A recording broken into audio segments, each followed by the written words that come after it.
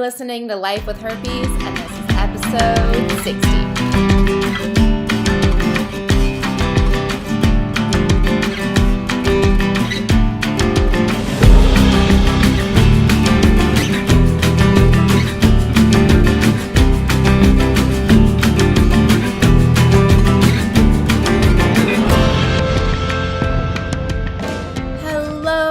Hello, and welcome to today's episode of Life with Herpes. I am your host, Alexandra Harbushka, and as always, I am grateful to be here with you, and I am grateful that you are spending time with me. So this is awesome. We're hanging out. Thanks for hanging out with me. With that being said, if you have not rated, reviewed, and subscribed to the podcast, whether you subscribe via YouTube, you can click somewhere if you're watching, or if it is via iTunes, go on ahead, rate, review. The good news about iTunes is you can be anonymous, which is awesome. Obviously, we're talking about herpes, and I totally get it. The main reason why I'm really encouraging you and other people to rate, review, and subscribe to the podcast is it organically helps promote the podcast. So it's a way for you to give back to the community, give back to the future person who becomes infected and does not know that he or she has it. So it's like giving thanks to the future you, sort of, right? Anyways, so yeah, thanks for watching, thanks for being here, and as always, I'm excited to be here with you. Okay, this is a hashtag Ask Alexandra question, and I love these because I get the questions from you, and it's just great because you guys have such great questions, and like today's question, I absolutely love. So let me just get right to it. This is anonymous. This is from our friend in Santa Clara, California. If you guys have not been to Santa Clara, the University of Santa Clara is absolutely gorgeous. It's one of the most beautiful college campuses I've ever been on. You'll know what I'm talking about is if you've been on it, but you cannot pick any grass or flowers. Like, you get fined. So because they like to keep their flowers so beautiful. It's such a beautiful campus in Santa Clara. So anyways, that's what I'm thinking about as I am talking to you. So yeah, you have such a great question. Can you be infected with genital HSV1 after genital HSV2 infection? So let me just reframe that question. The question is, so in this scenario, you already have HSV2 in your genital region. You're wondering, can you also get HSV1 in your genital region as well? Quick answer, yes, you can. And let me just do a quick little background on HSV and 1 and 2 and genital and oral and all that fun stuff. So HSV1, herpes simplex virus 1, is commonly known as the oral virus. Herpes simplex virus 2, HSV2, is commonly known as the genital virus. With that being said, the virus really doesn't care where it goes.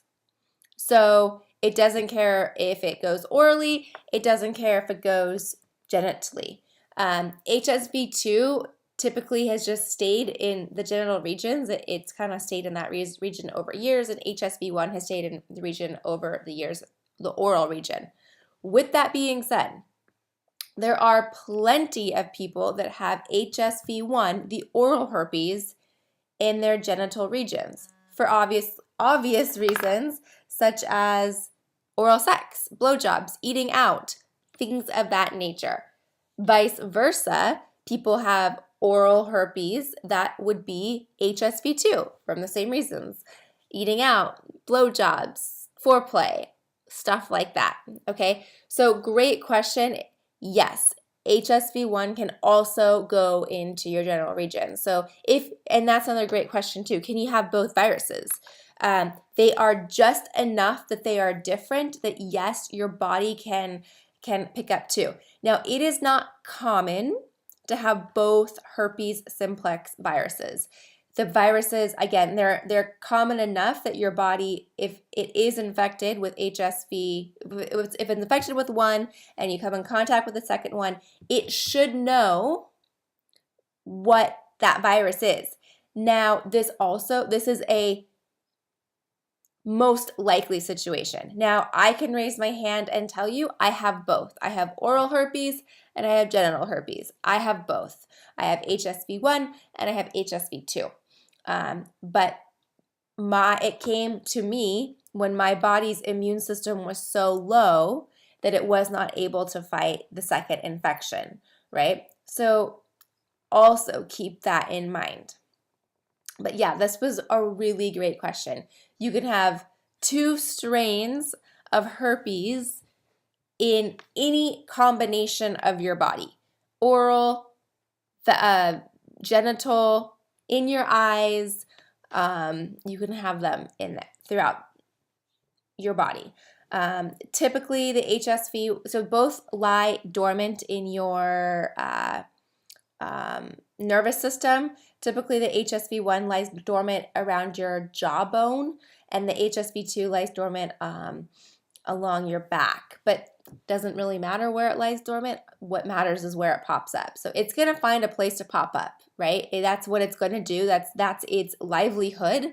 That is how it survives. So it's going to find a place to pop up, and it's skin to skin. So wherever the infection was first introduced to the body is where that infection will pop up again. So thank you for submitting your question, Miss Anonymous from Santa Clara. It has been a great question, and I'm really glad you asked that because yes, you can definitely have 2 infections in one area. The only way you would know which is which is if you got it swabbed, and that's kind of a waste of time. If you know you have it and you get an outbreak, I wouldn't worry which one it is. I would just know that you have it. So that is kind of the answer. All right, if you want to be super cool like our friend from Santa Clara, you will want to go to lifewithherpes.com, fill out your question. It's a Ask Alexandra button. It is easy. I'm sure you'll agree it was easy, super easy to do that. So just fill that out and I will answer your question. Also, if you're not a member of our group, where are you? No, just kidding. But head on over, join us, say hi. We have such a great community over. We have a private Slack community. We have promo codes. We are doing coaching. We're doing all sorts of stuff. So especially if on this topic, if you really want to dive deep, I'd be happy to talk to you more about it. I'd be happy to dive deep and get on a phone call one-on-one. So anyways, I'm just rambling now. I'm going to go. I will see you soon in our next episode. I'll talk to you soon, and I'll get an email from you soon. All right.